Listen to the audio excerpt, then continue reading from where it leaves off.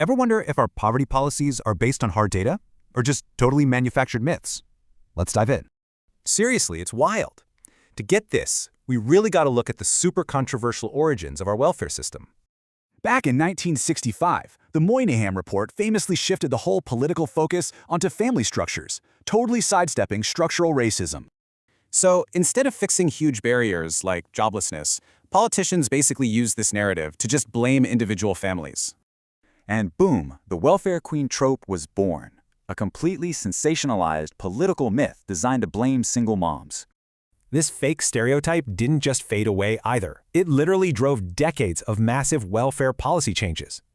By 1996, new work-first programs legally demanded that individual labor, not systemic change, was the cure for poverty. The flawed political assumption here: single moms just needed a job or a husband to find financial stability. But hey, what happens when we compare that narrative to actual economic data? The reality is honestly shocking. Today, nearly a quarter of unmarried moms live below the poverty line. So much for those work-first policies.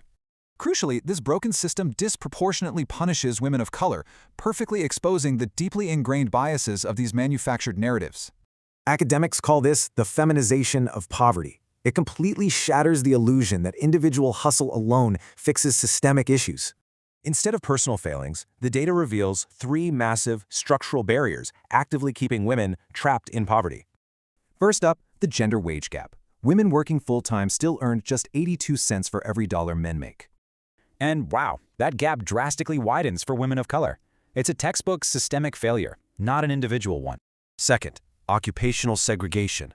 Society pushes women into incredibly essential but notoriously undervalued and low-paying industries. For example, childcare workers.